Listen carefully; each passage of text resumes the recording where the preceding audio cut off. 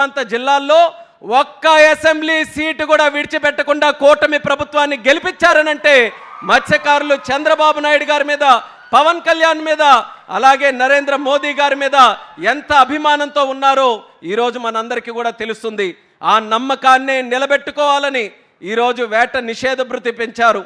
అలాగే జియో 217 ఏదైతే మత్స్యకారుల దగ్గర ఉన్నటువంటి చెరువులు లాక్కోవాలని గత ప్రభుత్వం ఒక పన్నాగం చేసిందో దాన్ని కూడా తిప్పికొడుతూ ఆ జీవోను కూడా రద్దు చేసి తిరిగి మత్స్యకారులకి వాళ్ళ హక్కులు ఇచ్చే ప్రయత్నం మన కూటమి ప్రభుత్వంలో చేసిందని తెలియజేస్తున్నాను. ఇలాగే భవిష్యత్తులో కూడా మీకు ఏ సమస్యలు ఉన్నా సరే రాష్ట్ర ప్రభుత్వం, కేంద్ర ప్రభుత్వం అందరి ప్రధానమంత్రి గారితో సహా సహకారం తీసుకొని మన జిల్లాలో ముఖ్యంగా ఉన్నటువంటి మత్స్యకారుల తాలూకా భవిష్యత్తుని ఇంకా సుందరంగా తయారు చేయడానికి మా వంతుగా కృషి చేస్తామని బుడగట్లపాలెం ద్వారా మత్స్యకారులందరికీ కూడా ఈ సభాముఖంగా తెలియజేసుకుంటున్నాము. ఈరోజు మత్స్యకారుల గురించి మాట్లాడాలనంటే ముందుగా మన జిల్లాలో గుర్తొచ్చే నాయకుడు స్వర్గీయ కింజరాపు ఎర్రన్నాయుడు గారని తెలియజేస్తున్నాను. అక్కడ ఇచ్చాపురం నుంచి ఇక్కడ ఎచ్చెర్ల వరకు ఎవరికి ఎప్పుడు ఏ ఆపద ఉన్నా, ఏ సమస్య ఉన్నా, ఏ బాధ ఉన్నా సరే వాళ్ళ భుజాల మీద చేయేసి నేనున్నాను సోదరా అని ధైర్యం చెప్పినటువంటి నాయకుడు కింజరాపు ఎర్రన్నాయుడు గారు. ఆయన వారసులుగా ఈరోజు రాజకీయాల్లోకి వచ్చి మా మీద కూడా అదే ప్రేమ అభిమానం చూపిస్తున్నారు. ఎలా అంటే ఈరోజు చిన్న వయసులో, అతి చిన్న వయసులో కేంద్ర మంత్రిగా అవకాశం వచ్చిందనంటే అది ప్రజలు మీరు చూపిస్తున్నటువంటి ఆశీర్వాదం, అలాగే దేవుడిలాగా చంద్రబాబు నాయుడు గారు ఇచ్చినటువంటి ఆశీర్వాదం వల్ల ఈరోజు ఉత్తరాంధ్ర శ్రీకాకుళం జిల్లా నుంచి ఒక క్యాబినెట్ మినిస్టర్గా ఈరోజు కేంద్రంలో నాకు కూర్చోబెట్టారు. మత్స్యకార మినిస్టర్ మన శ్రీకాకుళం జిల్లాకి ఇచ్చారు. అలాగే పరిశ్రమలు తీసుకొని వచ్చే ఎంఎస్ఎంఈ మినిస్టర్ మనకి ఇన్ఛార్జిగా పెట్టారు.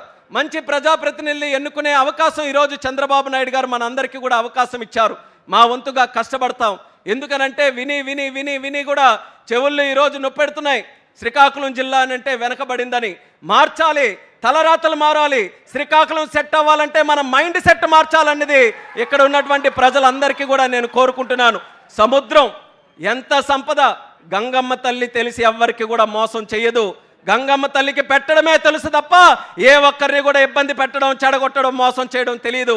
అటువంటి సంపద మన గంగమ్మ తల్లి, మన సముద్రం మన చుట్టూ ఉంది. చిన్న చిన్న దీవులు ఉన్నాయి ప్రపంచంలో, 4 అడుగులు ఉన్నటువంటి దీవులు ఉన్నాయి. సముద్రాన్ని చూసి అవన్నీ కూడా బ్రహ్మాండంగా డెవలప్ అయ్యాయి. మనం ఎందుకు డెవలప్ కాకూడదనేది ఇక్కడ ఉన్నటువంటి ప్రజలందరూ కూడా ఆలోచించాలి. మనం ఎక్కడెక్కడికో వెళ్తున్నాం, గుజరాత్ వెళ్ళి పనిచేస్తున్నాం, చెన్నై వెళ్ళి పనిచేస్తున్నాం, వెస్ట్ బెంగాల్ వెళ్ళిపోతున్నాం. కానీ ఇక్కడే మనం పోర్టులు ఏర్పాటు చేసుకోవాలి, హార్బర్లు ఏర్పాటు చేసుకోవాలి, జట్టీలు ఏర్పాటు చేసుకోవాలి, పర్యాటక రంగం తీసుకొని రావాలి, పరిశ్రమలు తీసుకొని రావాలి.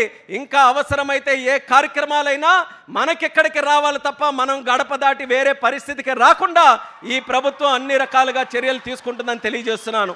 మంచి మంచి ఆలోచనలు ఉన్నాయి. ఇప్పుడే అచ్చెన్నాయుడు గారు చెప్పారు, సుదీర్ఘమైనటువంటి తీర ప్రాంతం ఉంటే ఇన్నాళ్ళకి కూడా ఒక్క పోర్టు మనం కట్టుకోలేకపోయాం.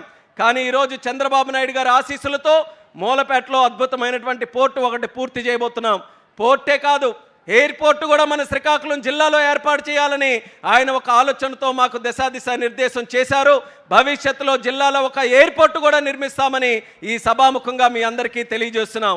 మిగిలినటువంటిది ఇక్కడ హార్బర్ కానీ, అలాగే మనకి కళింగపట్నం, పెద్దగనగల్లపేట, మన బారువా, మన మంచినీళ్ళపేట, భావనపాడు అక్కడ కూడా హార్బర్లు, జట్టీలు పెట్టాలని కేంద్ర ప్రభుత్వం తాలూకా సహకారం తీసుకొని కార్యక్రమాలు చేస్తున్నాం.